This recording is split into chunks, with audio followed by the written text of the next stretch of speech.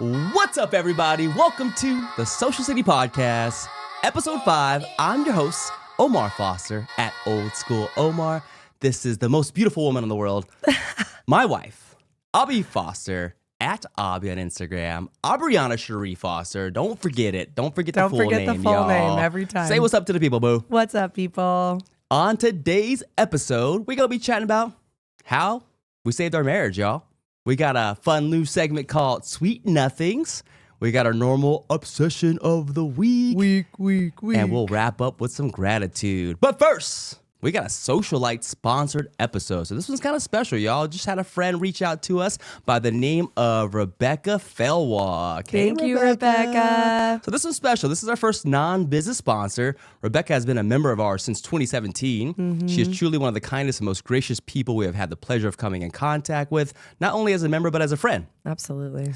So I came into the gym one day, and she was getting her stretch on, and she said... She's so good about her mobility. She is. She always does mobility after She every inspires single me in workout more she ways does. than one, but especially around mobility. Yeah, so I came in, and she was like, hey, I just finished listening to the podcast. I love that you guys are doing a podcast. She said she loved every bit of it, and she was like, I heard about the sponsors in the beginning, and she was just inquiring about how she could potentially sponsor an episode. And I was like, do you have like a business that you want me to plug or anything? And she's kind of, no, I just want to support you guys out of the heart, you know? And I was like, man, how cool is that? Just have someone reach out to want to support the big dream that we have, you know? Yeah, and just being in our corner. Thank you, Rebecca. You are amazing. Yeah. Big special thank you to Rebecca. You're an amazing person and friend, and we are so thankful to be blessed with your support. Mm-hmm. Wait, before we move on, I wanted to brag on her financial freedom, right? Because we have a goals board in the gym, and she wrote that she wanted to pay off all debt. So I think sometime last year, she paid it all off, right? She's got multiple houses. They're all paid for in cash. And, you know, she's smart following that Dave Ramsey plan. So, yeah, Rebecca, we definitely look up to you and your financial freedom. We're hoping that you pave the way and we can follow your lead. Absolutely. We just have our house left. Just the house left. Just the house. That's right. Here we go, y'all. After 14 years of being in the health and fitness space, we have heard hundreds of collective stories, conversations, and perspectives that have created so much inspiration in our own lives that we wanted to bring them beyond the four walls of our gym and share them on a greater platform. Our goal is to share some of our favorite personalities, stories, and perspectives that continue to inspire us. Mm-hmm. It's episode 5, y'all. We're halfway into the season. We've got 10 episodes scheduled for season 1, and here we are at episode 5. Last week was kind of rough, boo. We left filming on Saturday, and we got taken out by the sickness. Yeah. Right? We thought you were feeling better, and then I felt like I got punched in the face like right when we left on Saturday. And then I think we were pretty much dead to the world for like the next 72 hours. Yeah, that morning on the way to film, I was like, man, I don't know if I'm going to make it. I had to pep you were talk like, you. we got to get this. We got this. Yeah. Come on, theater kid, get it together. Come on, get it we together. We have a performance. Yeah, but we came down with some sort of sickness that kind of wiped us out. We built a super bed. We did build a super bed. The kids were living their best life when we were sick. I pulled our mattress out of our room and pulled Uriah's mattress. We pulled both of those into the loft and combined them into one big super bed. They were living it up. They loved it. They loved that. So they got some movie time and we got some nap time. We also realized that we need a new mattress because Uriah's mattress is actually more comfortable than ours. So yeah, we couldn't figure out what it is. This is the firmness, the softness, whatever it is. Our son's mattress is better than ours, so it's time to upgrade. Totally. It's Valentine's Day this week, so whether you got a +1 or not, it is a season people are talking about love and relationships. Today's episode, we're sharing some vulnerable advice around how we saved our marriage. We hope this episode serves as a source of hope, advice rooted in personal experience and success, and maybe perhaps advice for what not to do in your future relationships if you're still looking for your forever person. Before we get into the heavy stuff, we got a quick game. It's a fun one called Sweet Nothings. Aubi and I are sharing 3 things the other person does that seems like nothing, but that are actually sweet reminders that we are loved. Again, we haven't shared these, so we thought this would be a cute exchange in honor of Valentine's Day. Because we're not really like V-Day, Valentine's Day gifts per se, but definitely a little something over anything big. I think this year we're going to do a little house project together, right? Yeah, we usually just at least like maybe write a sweet note or something. I'm not a big Valentine's Day girl, I should say. So I mean, flowers are great, but I always think they're more special when they're just because versus like spending $8.99 on a card to tell me how you feel. So Yeah, cards getting expensive. yeah, they are. That's the best part about having kids, though, is because you have the kids write the cards. Yeah, true that. Yeah, make sure you have some craft paper. Fold up some construction paper and make that straight from the heart. Yeah, exactly. That's a nice little Valentine's Day I was going to hack. paper, rock, scissors you, but I say we just go back and forth. Okay, I'll go perfect. first.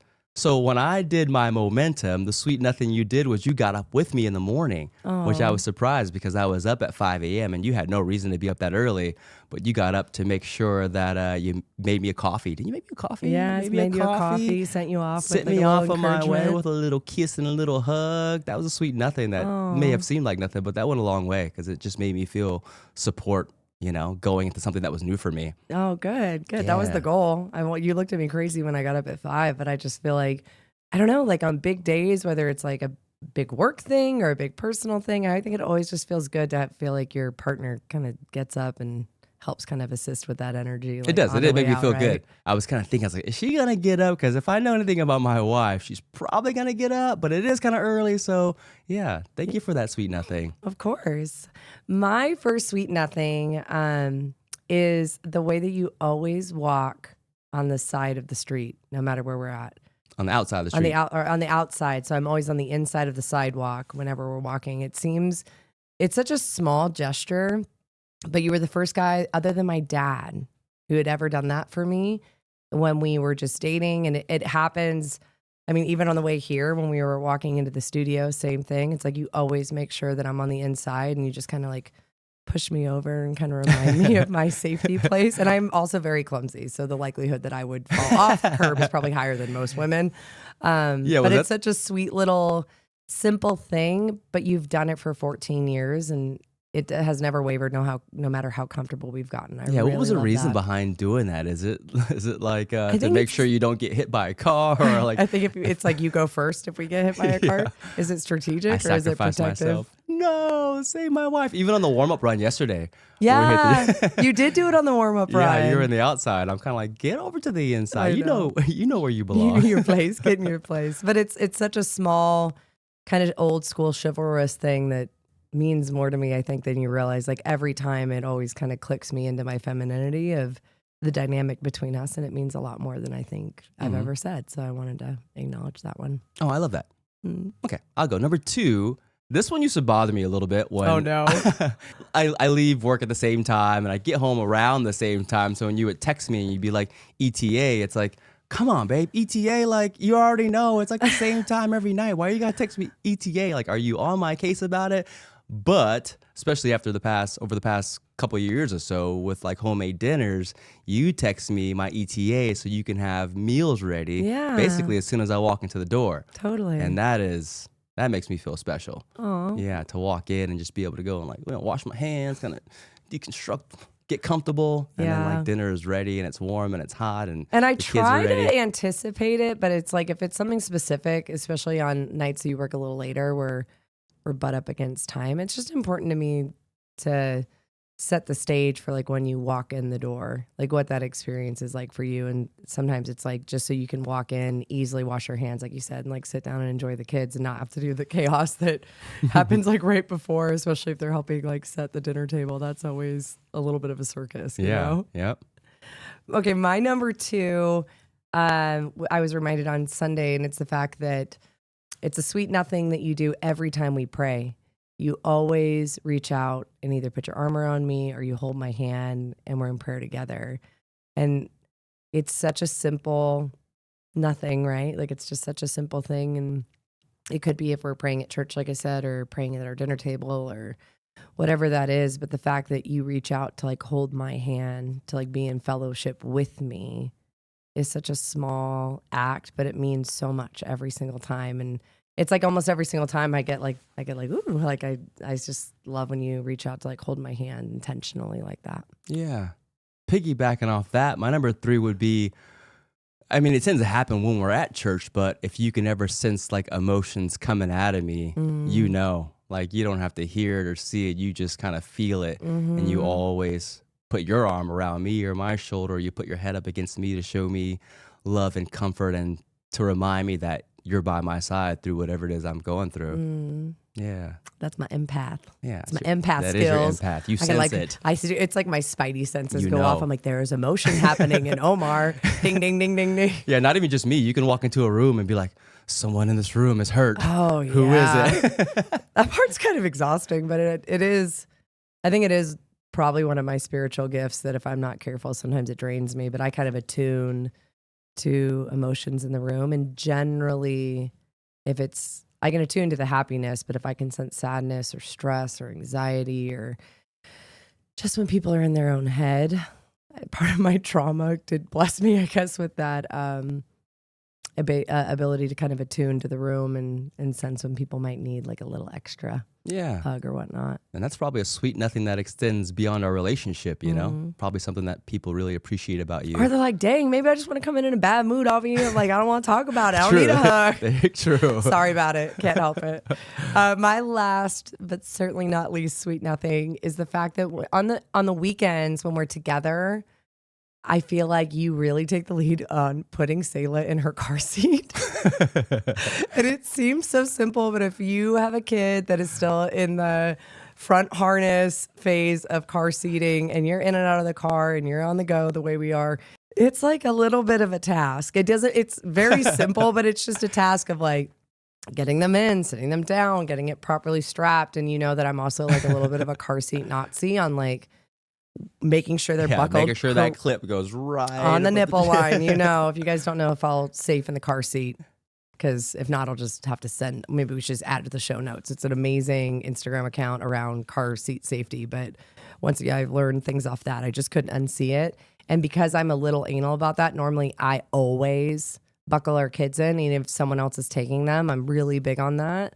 But you, on the weekends, will always, even if it's like Selah's behind my seat on the other side. Yeah, you always kind of take lead on that. And it's such a small thing, but it gives me such a break. And I appreciate it more than you know. I love that. It means a lot. Well, yeah, because Uriah is a big boy now. Oh, yeah. So he just jumps in. And he's puts in his own booster seat now. Yeah, he's in a booster seat. Oh, yeah. Now it's so he just gets to making buckle sure it's himself proper. up. Yeah. So although I'm always driving, I always feel a little bad where I'm like, you've had 6 to 7 back-to-back buckling Selah's up. Let me give her a little break and go and buckle her up for you. But I think it shows that like the littlest things sometimes go so far with your spouse. You know, it's like the things that, again, you think are really nothing that really sometimes are the sweetest, because it's like you didn't have to do that, you know? Yeah.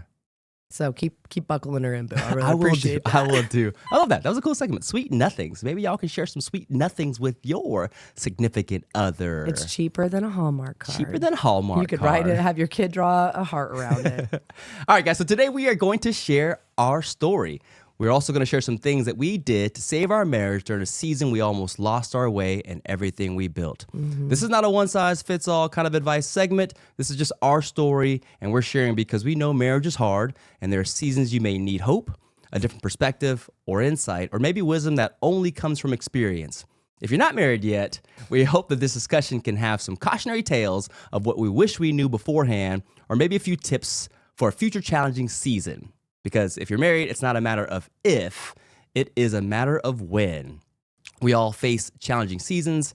No ones are exactly the same, but no one is immune. So buckle up, y'all. It's time to get real. Let's go ahead and dive deep. We're going to go ahead and just start in the trenches. Start in the trenches at our lowest point, what we considered rock bottom. This is almost 3 years ago.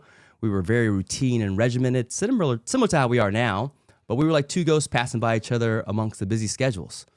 Right? We were just wrapped up in, the Joneses, just going with the busy schedule, off to work in the morning. You were off to work in the morning before me, usually, right? 6 a.m. At that time, I was training at 5, so I was usually leaving our house at 4:30, and then I would train at 5, from 5 to 6. I'd get changed. I'd head into my office at the time. I'd work there from 7 to 5:30, 7 to 6. I'd get home at 6:30. At that point, you'd already been to work and back. And then, barely have time to like kiss the kids, probably pick something up on the way home, honestly, like to eat most times. Sit down and exchange, basically a recap of the day, bathe the kids, and kind of right back to it. Yeah. I mean, our relationship looked completely different. Totally. 3 years ago. in that sense of our schedule just being so busy. We were just like you said, like ghost passing back and forth, like on a busy schedule. And it's crazy because it's like when I think about our rock bottom in reflection now, the part that I guess should have been a red flag at the time, but I didn't make note of it, is that we weren't necessarily fighting all the time. Yeah. You know, it's like we definitely had seasons of fire and brimstone and being at each other's throats. But that particular part of the rock bottom was when we were just on cruise control. And I'm Greek and I am passionate and I have lots of big feelings. And that should have been a sign to me that we were past burnout. Yeah. Like we were at the point of being numb to the problems that used to kick up a lot of dirt.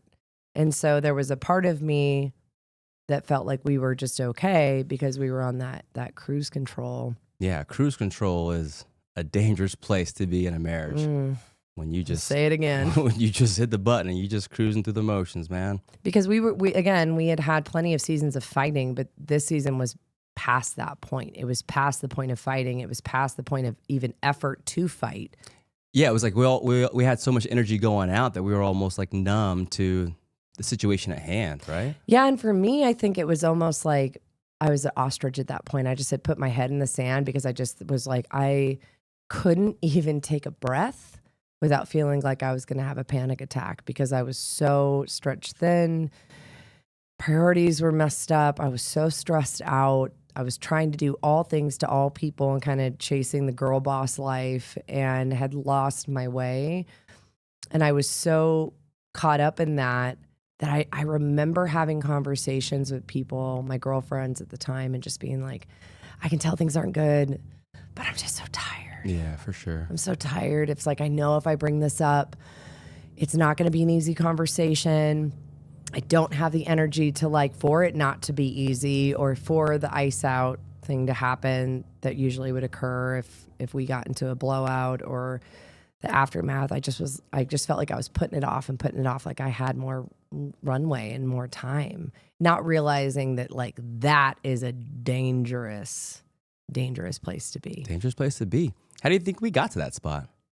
I mean, I think for me, first and foremost, my priorities weren't aligned personally, but as a couple, they surely weren't, in terms of what came first, what came second, and then how did we build boundaries and things around that to protect. We weren't dating, and we weren't being intentional with one another. We were being very intentional about the lives that we were living, our career, the gym, our training, our diets, our mindset. But we left out the most important part, which was each other. I think at the time, I didn't respect you the way that you deserve to be respected, and also understanding the level of power respect has for men in particular in relationships and the importance of that. I was super in my masculine. I'm like a major alpha, I think, in general. Yeah, the big boss babe. Yeah, but I had gone from being in my alpha at work, which was part of the requirement of just the level of leadership that I operated at and the environment that I was in, and also just the way that I am in general.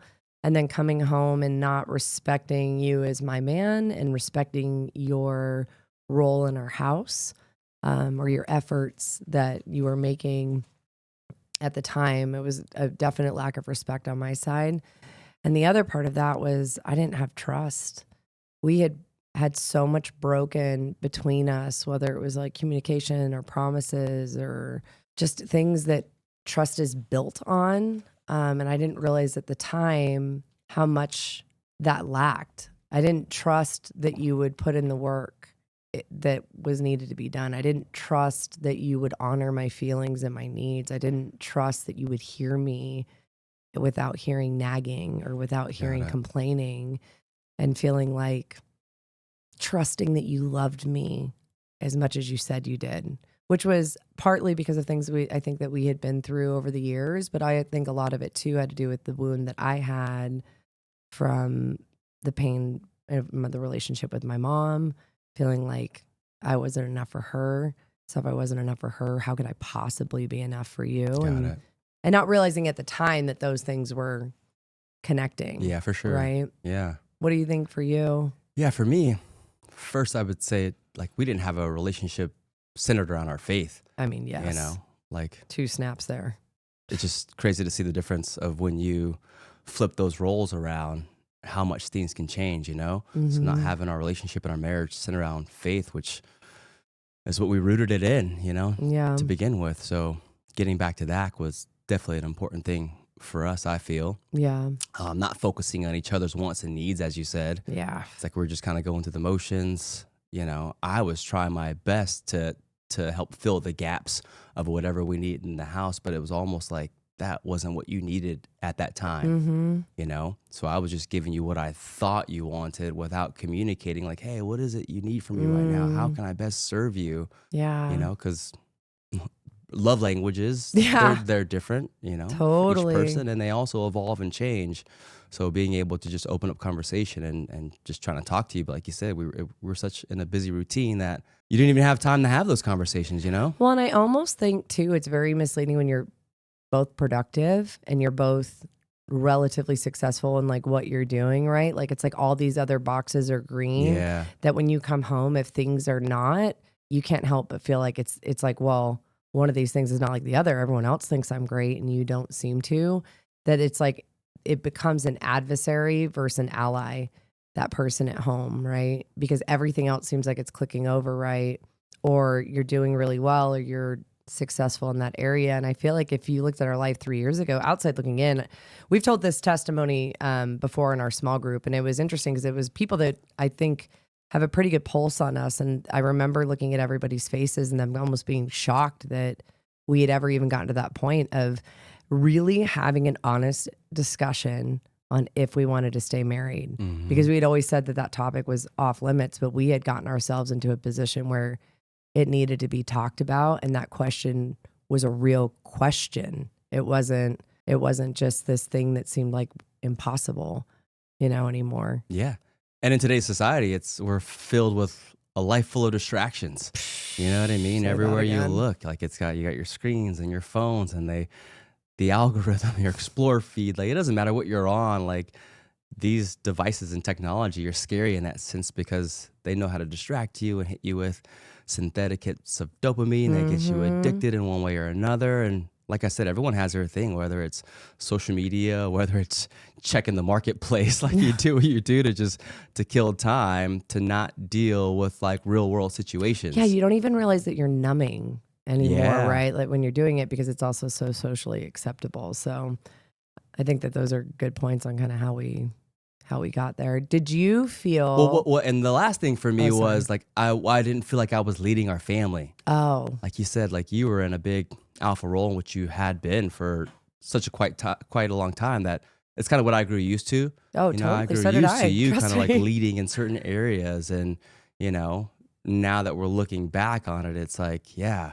there was a switch happened when I started leading our family in all areas. Totally. And I think at the time I didn't even realize that was what I needed, right? Because society, especially as a female that's working, and there's nothing wrong with this mentality. It was just not the mentality that fit my life anymore after I became a mom. Like, you can do everything. You can be an awesome corporate boss girl. You can be an awesome wife. You can be an awesome mom. You can be 100 A+ student, every all area. areas. Click, click, click. Like, Yeah. that's how you know you've gotten it. And there's like an aesthetic attached to that. There's a lifestyle attached to that. And there's definitely synthetic dopamine hits around those things.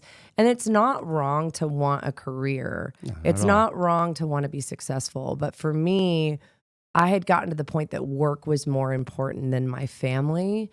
And I would have never said that back then. I would have never been able to vocalize that. But it was such a shortcoming because we've talked about this, I think, before, where it's like I need a lot of external measurement for affirming because of my own damage and my own trauma and my own self-limiting beliefs that we working on. Yeah. But because of that, it's why I was a really good student. I was a straight A student because it's like, ooh, there's a grade. I can like see it at the end. As soon as I figured out in school that grades were really a sign of effort and not intelligence, I was like, game on. Yeah. No one can outwork you. No one will outwork me. And that was always my mentality. And I had that mentality when I was single in my 20s. I had that mentality when I was married. I had that mentality when I was married with kids. And the reality was that mentality no longer fit my life. But I didn't see it at the time. So do you think there was one of us to blame more than the other? I mean, at the time, I would be lying if I didn't say I blamed you for everything. I used to come home and think, I'm doing all these things. I'm like staying in shape. I'm making sure our kids eat healthy. I'm like trying to provide as much of a domesticated home as I possibly can while working 90 hours a week. I was the breadwinner. I gave us health insurance. I felt like I was trying to be your hype girl, also going to the gym and like supporting that arena and not realizing how you weren't getting the part of me that you needed. Again, like going back to your needs and not just this checklist that I thought like, well, I'm doing all the things. I'm doing all the things. Like, what more could you possibly want in a partner? I'm a boss babe who like cares about her kids, who loves you, that loves your community, that does all these things that on paper, right, in an external measurement, I was checking all these boxes, but not being in touch with who you were and who you had evolved into, most importantly, as a father and a husband. And like that maybe what was working in our 20s, like wasn't working in our 30s. Yeah. Man, it's crazy to look back and think about that, right? How you evolve as a person in a relationship. I mean, if you're willing to put in the work, obviously, because it doesn't come without putting in the work. Yeah. Yeah, I don't think I had one person to blame more than the other. I guess I just didn't know how bad it was until like we got into therapy. That's like, man, like, all right, this is kind of deep, you know? I'll never forget when our therapist asked us if we wanted to stay married, and there was this beat of silence in the room that I will never forget, because for me, that was the wake-up call. Yeah. That was I felt like I just slammed into a wall going 175 miles an hour when I thought I had 10 more miles on the track. It felt like it just had popped up. Like I knew things were broken and I knew stuff was bad. But again, I think because we weren't in constant conflict, which was our normal pattern, I thought we just had more runway. And then the fact that she asked that question, and it wasn't just you that was silent, I was silent too, because she was very intentional about like, whatever you guys say next, this is what determines the path. And we took the question serious, but the fact that it had to take a moment, that beat, that silence. Yeah, there was a moment of silence for sure. I just remember walking out of that therapy session and being like, my marriage could be over. Like we might have gone too far and waited too long to try to fix this. Yeah. It was such a sobering moment for me. Yeah. It changed everything. So this kind of segues us into what we did once we found ourselves in that pit. Yeah. So one, like you said, we decided that we both wanted to fight for our marriage, that this is what we both wanted, and we couldn't imagine not being together as a couple or splitting up our family. We both came from broken homes. Yeah. My parents had met when they were 12 and they dated on and off. And then, at 16, 18, they got married at 21, had Gabby at 23, me at 25, then Allie, I think at like 28. And I remember as a kid when their marriage fell apart, just feeling that brokenness that comes when your family's broken. And I remember also like when she asked us that question, there was that beat of a moment of like, what do I want? And then immediately following, like thinking about our kids and thinking about how it changed. It doesn't matter the intention. It changes things when you don't get to see your mom and dad together. Yeah. And it's like, you love your parents, like I came from, double broken home, if you want to call it that. Like my mom split from my biological father when I was 5 and then met my stepfather when I was 6. And, they had issues and he was physically abusive and would beat the crap out of me, and I didn't really register this to maybe 6 or 8 months ago when I like had a little talk with my mom on how hard that must have been for her, Yeah. So they were always, butting heads in that situation, in that arena. And then right around high school is when it just started to get really bad. Like they would get into fights and we would split, and I would go with my mom because I was a mama's boy. Yeah. Like I'm going to go with her. We would stay at budget suites for 4 to 6 weeks, and they would get back together and try to make things work. And then like finances and addictions and gambling all got in the way. So the example I mean, wasn't necessarily set to the best standard as far as sticking together, you know? Yeah, and it's like I watched my dad fight. You know what I mean? Like my dad fought for my mom, and it's like I've never questioned that part. I just knew the pain of what divorce did in my life. And then we have a beautifully blended family now. I have an amazing stepmom and two amazing stepbrothers, and we've worked really hard as a unit to make it a unit. But there are still moments that you can feel the gaps of blended family, and or even the fact that, you know, my parents get to enjoy the grandbabies, but it's not the same as getting to look at you if you and I make it to that point. Well, I mean, we making it to that point. we making it to that point. But to be able to look at Uriah and watch Uriah's kids and remember when Uriah acted like that, it's a different memory to share that portion of your life with someone. And it's just not something you see often anymore. And it's breaking that generational curse, you know? Yeah. It's like a big one. Like you said, you don't want that for your kids, for your family, for a broken home to go through all that hurt. Because I think it's a little bit different as a male and as a boy growing up. Like those feelings, I would kind of just shove to the side and be like, "Yo, it is what it is." Like my mom was very independent, and she was very like, "I can do this on my own. I don't need anybody." You know, came over from Cambodia when she was 18. So that immigrant mindset is work, hustle, support, and provide for my family is her number one priority. And if that was at the cost of not having a significant other by her side, like she was going to take it. And I think that kind of got passed down to me in a sense because it was just the example that I had to look. She was strong regardless of having a partner. Yeah. And so that can almost go to an extreme too of like extreme independence. Like it's important to know that you're going to be okay no matter what, because life can happen, whether it's divorce or death or whatever. That's a real reality, but it's a really special thing to want to need someone, and I need you. And I realized in that moment, in that silence, I knew that I would do anything, no matter what that looked like. I was like, I'd quit my job, I'd turn my life upside down. I would literally do anything. And I knew when you answered that question, yes, too, that we were on a different path because it was kind of a new commitment. But I also knew from therapy in the past for myself that it usually gets worse before it gets better. So we definitely had to buckle up and get ready for an overhaul that changed everything. Yeah. So the next thing that we kind of implemented was making God the center of our marriage. Praise to that. We were attending church every weekend and getting our priorities straight. When we couldn't go in person, we would catch it online. And I think just our order of priority was kind of mixed up at that time, you know? Oh, yeah. I think our view was backwards. It went like kids were first, then it was work, then it was spouse, and then whatever we had left over went to God. It almost went in order of what you thought needs were. Like our kids cannot survive without us, so they're first. And then work, like if our need is to pay for things. And therefore, if I'm not at work, my job won't be done. I won't get a paycheck. So that's 2. And then it's like 3 was sometimes each other, but you might put in a little rotation there, just again, depending on a need and emergency, like putting out fires.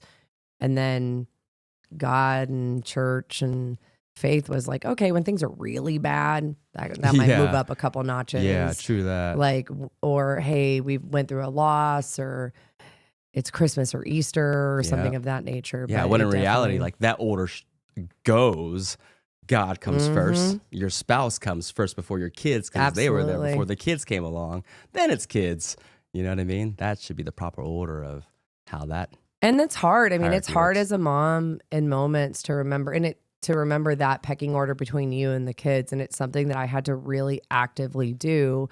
But the reality is my job is to get them raised up and moved out at some point.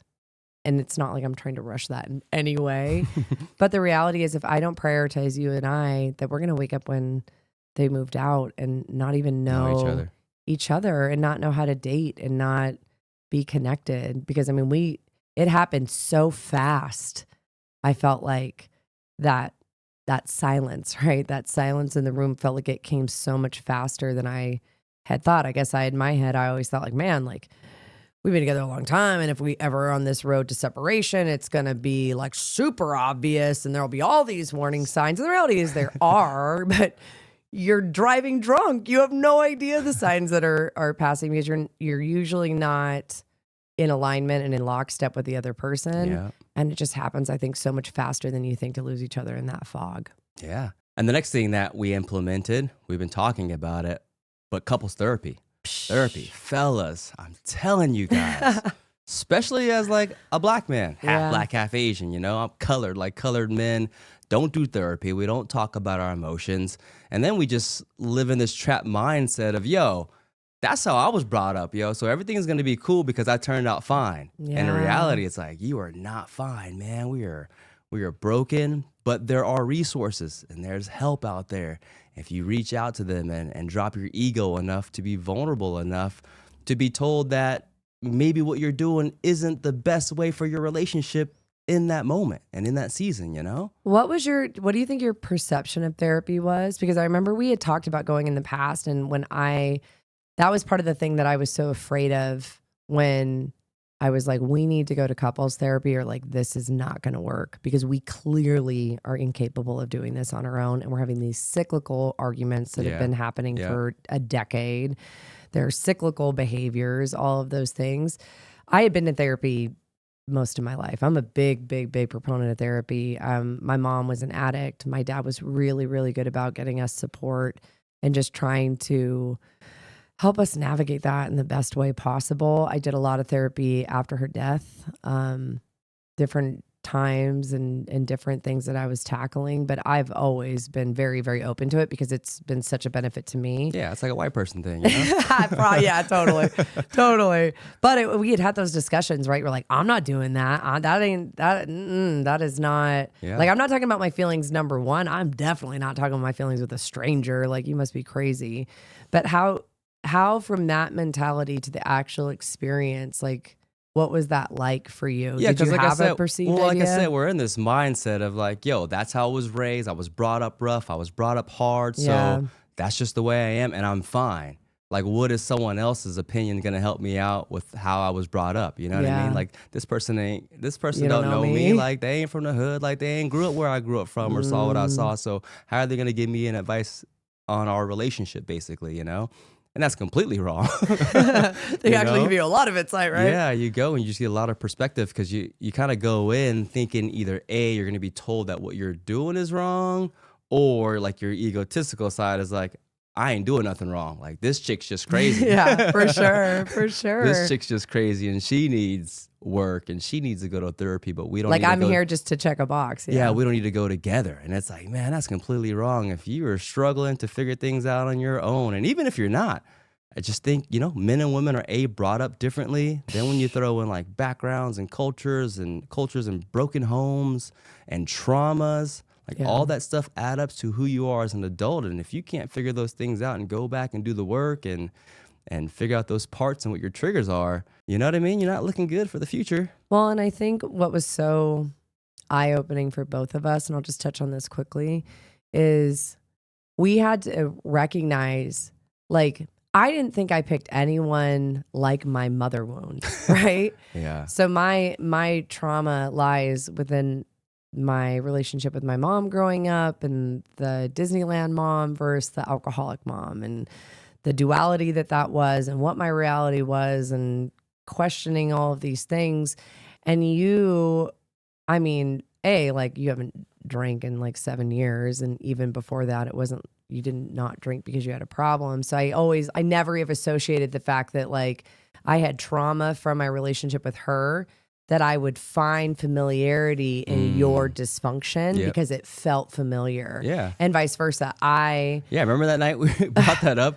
We had this epiphany and I was like, yo. You make me feel like my dad. You make me feel like my dad. You make me feel small. That was hard. Yeah. That was one of the hardest things for me to swallow because I didn't really know your dad personally. I just knew a lot of the hurt that he had caused and the idea that, like, me I make that feeling feel familiar. I wasn't beating you by any means, but I was belittling you and it was like making you feel like you were in trouble all the time. Remember asking to go check out a car meet or a car show, and I'd have this like anxiety. As if you're asking as if permission. I was with my friends back in the day when they're like, bro, just ask your dad if you can go kick it tonight. Like, what's the big deal? And I'm like, no, you don't understand. Like, if I ask, it's going to be a thing. In trouble. And then if I do ask, I'm going to get in trouble on the way home for being 30 seconds late or whatever it was. And then I would go to a car meet and I would leave. And then I was like, whatever it was, communication wasn't like up to the standard that you wanted, or like I wasn't communicating the way I should have. And then next, you know, you were I'm like 10 a minutes half hour later. late I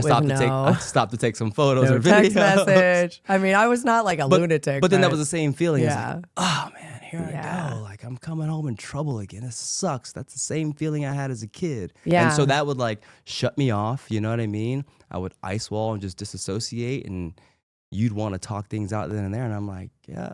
Yeah, at that point you were done. And also just like not respecting those boundaries, right? But it was one of the hardest things. And then we were talking, and our therapist was telling us that a lot of married couples actually do this. So if you're triggered by your significant other, it might behoove you to do a little bit of digging on yourself and think about the areas where there's deficiencies in your life and maybe hurt from somebody that was important to you. Because we generally... they say our nervous system seeks the hell that is most familiar. And so while we don't generally attune to the good, we will attune to the thing that is scary, but that like feels like our scary, like this is our hurt. Yeah. And that was a big, big part of our healing, was having that discussion, really taking a piece of humble pie and realizing that like, I don't ever want to trigger that for you. And I know you don't want to trigger that for me. And understanding that like you have to change the way you do things sometimes if you want to change that dynamic. Yeah. It didn't matter that it wasn't my fault that your dad did those things to you. That happened to you, and that's so real. Yep. And so if I want to honor you and honor our relationship, then I'm going to do my best to not reduplicate that for you. Yeah. That was a crazy realization. That was one of our biggest breakthroughs that I think changed a lot of things, because I know you didn't want to do anything to me that resembled the hurt of my mom. And I know I did not want to do anything to you that resembled the hurt of your dad. Yeah. Before we move on to the next thing, like I cannot stress the importance of that, especially for the fellas like myself, you know? Yeah. Like therapy helped us out big time. And I try to give my perspective on what I thought I was stepping into versus what I got out of it. And you really do learn a lot about yourself and how the way you operate as an adult is built on the foundations of what you went through as a kid. So again, if you guys are struggling in your relationship, marriage, maybe it's just something solo you're going through, there is resources and there is help out there. Seek it. It might not be the first one, so you definitely have to fill and find your groove of what works. Finding a match. Because you can go and not get a good experience and then leave a bad taste in your mouth, but don't give up and don't stop there. Such a good point. Next one that we implemented was connecting daily and dating. Be intentional with communication, your tone and word choice, flirting, leaving my lemon love notes that you leave. And I would try to show love as well. I would try to hit you up with some coffee, you know, leave you a little note if I was out the door before you. But those things go a long way. Yeah, and I think sometimes it's like getting into action will actually spark the emotion. Yeah, true. And you don't think, it's like, especially when you've been together a long time, O and I are coming up on 14 years. 14 years, let's it's go. tough to keep it fresh, right? And the flirting kind of, it's the easiest thing to kind of let go. Yep. But I've noticed for us that, like, again, getting into that action, like when I started doing the lemon love notes, like it made me more flirty towards you. It was like the action, like, evoked that emotion in me. We used to only text throughout the day when it was like work or whatever on like information that was necessary. And we really had gotten away from just like sending a check-in, like sending something cute, like being flirty back, like a little spicy text in the middle of the day. Like we did it at a time when we were dating and I traveled for work and we had lost that. And so that's something important to me, that every day we do something that just is a little sign to each other that like, hey, I'm thinking about you. And this is intentional communication, not just exchange. Yeah. Make an effort to date and flirt with your significant other, y'all. Mm-hmm. And don't talk about the kids while you're on a date. You got to learn to talk about other things, because by nature, you want to talk about the kids. Moms, this goes out to you. Okay. There's time. I know, but times for updates on what Johnny's doing or whatever. It's not on your dinner date. Not on your dinner date. Not on the date period. Once you get in that car, it is back to who mom and dad were before they were mom and dad. Yeah. True. Love that, boo. That's from my dad and Jamie. So thank you guys. Shout out. That was great advice. Next thing we implemented was quiet distractions and create boundaries to protect that, including where you seek guidance or advice. The enemy is moving all around us every day. Every day. Every day, y'all. Drop some new rules of engagement together, an ongoing process. Do not assume your partner is a mind reader. Discuss your needs, boundaries, and things that you need help to heal. And reminders that these things change. Yep. Certain boundaries may need to change. Who you get your advice from, I wanted to cover that really for the ladies, because I don't think, maybe they do, but I don't get the sense that gentlemen are usually like talking about their wives all the time the way women tend to kind of water cooler talk our husbands. And some of the best advice I could give you is that if you hang out with women that don't like their husbands, you might not like your husband. Mm-hmm. And it may not have anything to do with him, but we are what we consume. And we talked about that in one of the last episodes. And it's such an important thing that, like, I'm not going to my girlfriends who complain about their husbands seeking godly advice on how to get closer to mine. Yeah. I'm going to the people that are going to pray for me. I'm going to go to the people that are going to turn me back to my marriage, that are going to turn me back to what's important, to remind me of all the great things that I have to be thankful for. I'm not going to my not my sister, but my girlfriend's sisters and that are miserable in their marriages. And it's not a comment on their marriage, but it's not a place that I'm seeking advice because you don't have the thing that I'm looking for. And so this goes to what we were talking about before about your circle matters, generational friends matter. Surround yourself with people that emulate lives and relationships that are something that you want. Because again, there's nothing faster to make you dislike your man than hanging out with women that don't like their men. Yeah, and distractions are everywhere, and the enemy is moving. And if you show him any sign of you opening that door, he will work his way in. Absolutely. I think when people, whether it's just going out in Vegas, like they deem this city Sin City, y'all. Like, come on, man. The enemy is moving as soon as you go out, and if your intentions aren't straight and you're in whatever it is, your work meeting and alcohol is involved, the enemy starts to look around and be like, yep, that one right there looks weak, getting a little loose. Yeah. And then you get temptation, and the next thing you know, you find yourself in a situation where you're like, yo, how did I end up here? Mm-hmm. That happens, I think, faster than people realize. Or like relationships that go too far, or when you start seeking comfort from someone else that's not your significant other. Like, I'm not saying that you can't be friends with the opposite sex. I just think that those relationships need to have hard boundaries when you are married. It just changes things. I am a guy's girl.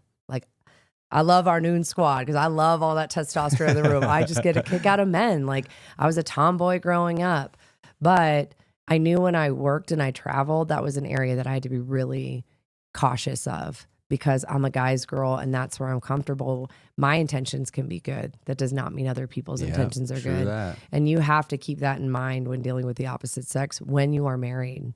And that's probably not a popular opinion. Like, I love that though. But it's one of those things where it's like, listen, you were the same. You are like the kind of guy that had 20 girlfriends that were friends. They might have wanted more, but they were just friends to you. Yep.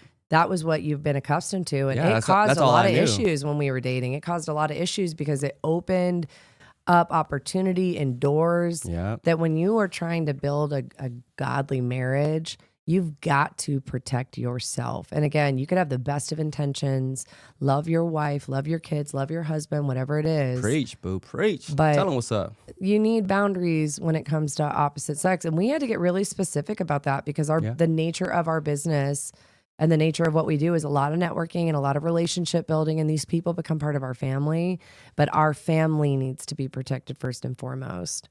And so there were boundaries and things that we had to put in our marriage to make sure that stayed that way. Yeah. The next thing we implemented was, remember the stuff that brought you together before kids. Reconnect, rekindle, which requires effort, and rediscover, which can also be an evolution, how you enjoy one another. Mm-hmm. So remember the stuff that brought you together before kids, like the small things, the sweet nothings, Yeah. that brought you excitement and joy with the other person prior to kids being involved. And keep in mind that a lot of times the things that attracted you to that person are usually what drive you nuts like a decade later. Yep. Right? Like, I loved that you were so spontaneous when we were dating. It was so fun. Oh my gosh. Like, let's drop everything and just do a quick 24-hour trip with no planning. Yeah, that's amazing. And then as we got together longer, my patience for that Yeah, there would was a period dwindle, where where I'd be like, why can't we just plan something instead of taking a step back and remembering that that adventure side of you is what I loved when we were dating. And yeah, like, we were in a busier season where it was a little more inconvenient, but it was still a part of who you were.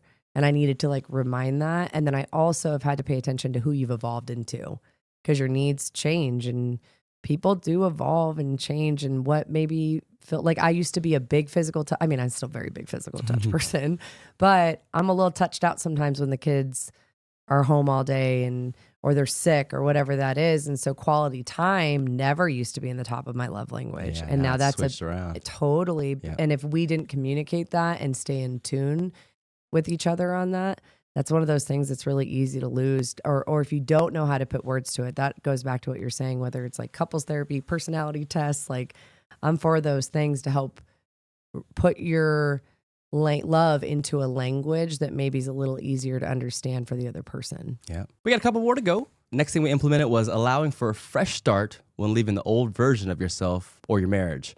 Growth will happen and people can and will evolve, like you said, into a newer version.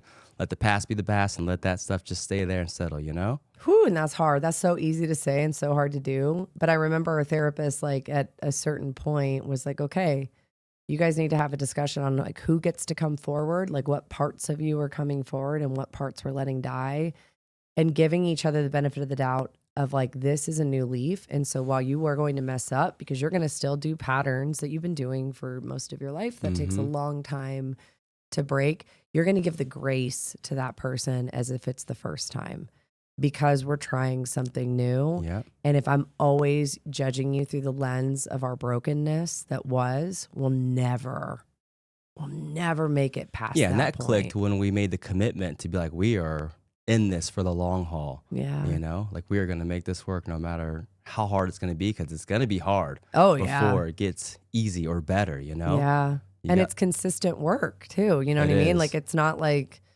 we just signed up for 10 sessions and totally. Now we're fixed and it's all great. It's like, it almost makes it harder because you become so aware of your brokenness, and it's exhausting to have to be in that together. But man, it's so worth it. Next thing we implemented was learning to say I'm sorry and to keep the big picture and the big goal in mind. Like, your forever picture is way greater than a rough couple months, especially over the span of how long we've been together.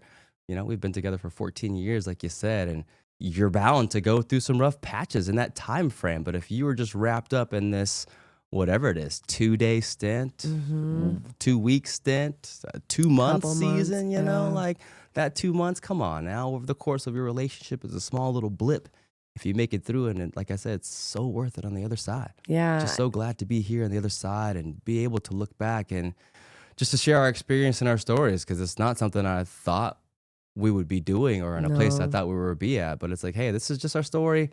If you guys want to listen to it, we're going to share it in hopes that it gives others hope. Totally. And again, like, I think learning to say I'm sorry and getting the big picture, it's not so much whether I was right or wrong, but it's like, man, are your feelings valid to me? Yes, because I love you. And if at the end of the day I hurt you, the end goal is to be on the same team and to be fighting the fight from the same side, regardless if the conflict is with one another. Like, the conflict can be between you and I. You might have done something that hurt my feelings. I didn't feel seen. I didn't feel heard. I've told you this 10 times, whatever.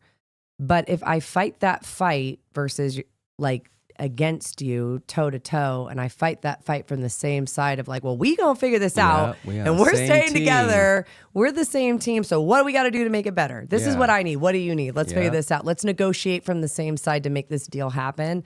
It changes the dynamic of fighting. And I feel like that's also a part of what the enemy wants. Yes. They want you to be on separate teams, And that's why I think it's so important to have your relationship and marriage rooted in faith. 100%.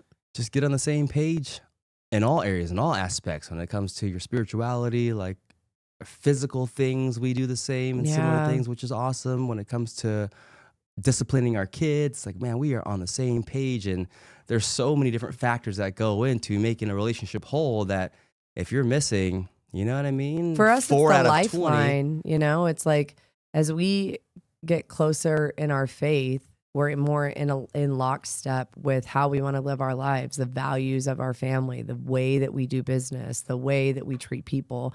All of those things end up bringing us closer because we're aligned on the most important thing. Yep. That is the filter that everything goes through, right? Yep. And part of that too, and it was our last and final thing, is we took the D word off the table. It will never, ever be a word in our home. Yeah. It is not an option. There is no failure that we're doing. Like, I am in this. I know you're in this.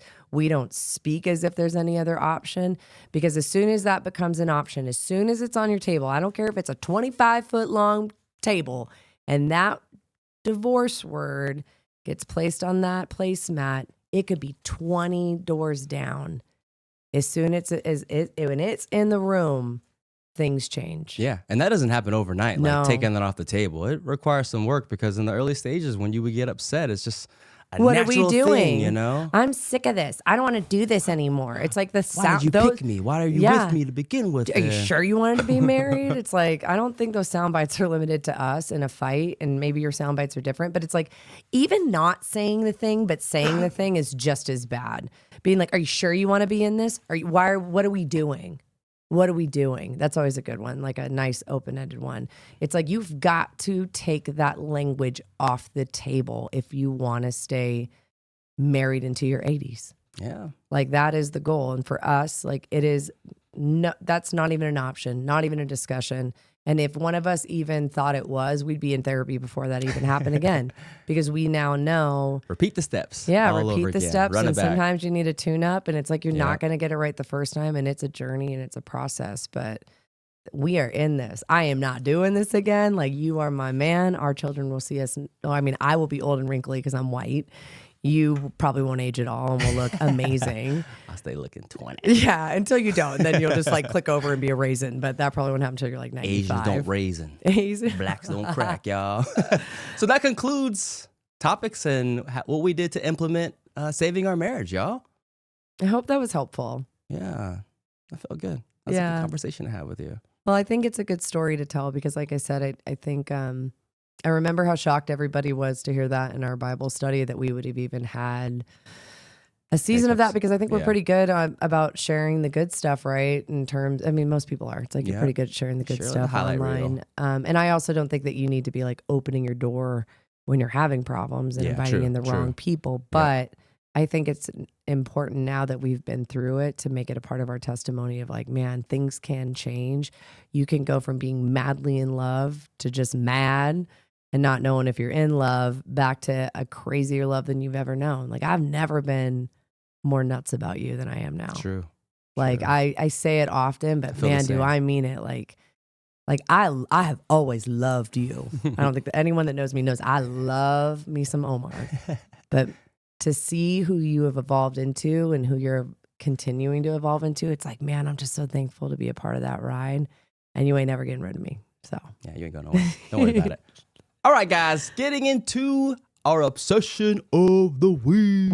Who wants to hit it first, boo? I'll hit it first. So my obsession this week is Jocko Fuel's greens, Okay. the peach flavor. Okay. So You've been I was mixing that with the OJ, huh? I do. It's like we got some OJ for the kids. That's like a real treat in our house, but it was like real orange juice. I just did not squeeze them from Check the oranges ingredients, myself. y'all. We'll post it. But I really enjoy taking them. I'm a big habit stacker when it comes to my supplements because Yeah. I have to take a lot with my autoimmune stuff. But I just really enjoy their peach flavored greens. Traditionally, greens taste like greens. You know, normally they're not very good. They're half the price of athletic greens. And I've actually gotten to personally work with that brand. And the team over there is phenomenal. And they are really committed to full transparency on labels, sourcing the best ingredients. They really give a crap about that stuff. It's not just beverage marketing. And trust me, I have seen plenty of that because I spent 15 years in that area. And I just really love what they're doing. I love Jocko's whole philosophy in general, and I like their other SKUs, but the greens, that's where it's at. And I mix mine with a little bit of orange juice if There you you want go. a little Shout extra out to carb. to the Jocko crew. if y'all Jocko looking for some crew, greens, yeah, y'all. Jocko Fuel. They're dope. My obsession of the week, I'm gonna have to go with City Lights Church. Amen. They've been hitting the spot. So Yeah. we've been trying a new church that's a little bit closer to us, a little bit more convenient. We still love our central family. Got nothing but love for y'all down there. But we were looking for something a little closer, a little bit more neighborhood friendly. And it was a hard one to pull the trigger on going to because I just, like I said, I love Central. I love I the whole know. flow of everything works. I love There getting are there on people- time to catch the worship, to sing. It's my favorite part. The videos, the Life change. yeah, like the content that they put out on top of like the, The ministry message, that they like, do. Come on, man, Yeah. they've been killing it. So Yeah. shout out to Central, but City Lights, we checked it out for the first time and we walked in not really knowing what to expect. And it just felt like home, y'all. They really hit the mark with that one. Pastor Jabin, he comes on. I like how he jumps on in the worship. I do When it's too. over, I didn't really know that. I was like, this dude can sing too. He'd be up This there. boy Like, is singing. Let's go. So when we're worshiping, I am Yeah, live Omar's and getting lit. So when he talked about one time about how people can get turned up at the club and get turned up at T-Mobile and get turned up at Allegiant, but be in the church worshiping like this, I was like, yes, that's I it. have Like, let's always turn said up. that too, because I remember even some people, even when we'd go to Central, it would be like such a loud musical experience in the beginning. And you can tell people like, dang, this is like it's church. Like you can tell people know how they feel about that. But I've always said like, but wait, Beyonce gets pyrotechnics and Jesus can't even get like a hand clap. True That that. seems so backwards in my mind. I'm a loud churchgoer, so I fit right in at City Lights. I'm a loud clapper. I'm a amen, preach, pastor. Like it's been good. Yeah, so we checked out City Lights and it just felt like home, man. Like I said, from walking in to having a community of friends that we actually knew there. Yeah. Like you knew Savannah, Savannah, you know Dan. Alexis, and we ran into Dan, and I saw my guy Amy. Tyson and Amy and Dee Witters, and like all these people were like, yo, Marissa. this feels like home. We saw Reynald. Nikki, Yeah, we saw Reynald Reynald. there. Like the list goes on and on. But yeah, shout out to City Lights, man. You guys got something good going on over there. And we cannot wait to be even more involved than we are. Like it's on the top of our priority list. Like Yeah. we're ready to volunteer. Like I might jump in on the small group this week on Thursday. Hopefully there's room for me. But yeah, that's my session of the week, y'all. I love it. Let's close them off with some gratitude, boo. Well, I'm thankful for this conversation. I'm thankful to be on the other side of that, to be able to have this conversation as a success story. And I'm thankful for your vulnerability to share it, secondly, because it's not easy. I think it's not easy in general to admit when something was broken, but I think as a man, when it's like having to say out loud, like, my home was broken, my marriage was broken, like from leadership perspective, like I really appreciate that vulnerability. And number 3, I'm real thankful for my Topo Chico that I brought Topo today. Chico. Was Was the it Topo a session Chico the of- session of the week? It made It was. It's still going. It's been an ongoing one. It made it into the gratitude. All right, Hey. y'all. Number 1, my gratitude journal. That thing hits, man, because again, Pastor Jabin was talking about the importance of gratitude and how it changes the way your brain operates. Literally. Like you can love something and be thankful for something on the inside, but if you're not expressing that gratitude outwardly, it almost means nothing, you know? So to be able to take my gratitude, my affirmations, and put pen to paper and write those things down, I don't know exactly the day I'm on, but I'm on my 3rd journal. So if they're 90-day journals and I'm about to finish number 3, somewhere in like day 250, where I feel like I've really just cultivated this life of gratitude. When like all these distractions are trying to hit you left and right with negative energy, it's like, no, I'm looking so forward. grateful. I know there's going to be things that I'll be able to write in my book, and I am looking forward to those things when they happen. And you're definitely like more attuned to when they happen. Like you're actually searching for them because your brain, they actually show the science behind it that your brain chemistry changes when gratitude is a practice every day. Yeah, so we'll post a link. If y'all looking for a gratitude journal, we got the Pink Journal Club. Y'all what's put up. y'all on to that. My second obsession of the week has been... No, not obsession, gratitude. Oh, sorry, my bad. The second thing for my gratitude has been airplane mode. That's been cool because I'm trying to figure out a way to shield the distractions. And airplane mode, I've just been using it probably for the past couple of weeks. You're like, dang, I can use this Yeah, off I an can airplane. turn this airplane mode on and not get any notifications. That's what's up. I can get a lot done. You know what I mean? So that on top of this morning, you know what waking up with Sayla's like. She is the cuddle bunny. Like she reaches over and she'll like grab your little chin, do a little pet on the face. And then she does like a sweet little kiss when she's like half awake. So I'm grateful for slow mornings, rolling up and cuddling with the kiddos in the morning, cuddling with you in the morning. It's always a better feeling than rushing out of the house at 4:30 when it's still dark, you know. After a cold plunge in the dark. Yeah, for sure. So that wraps up episode 5, y'all.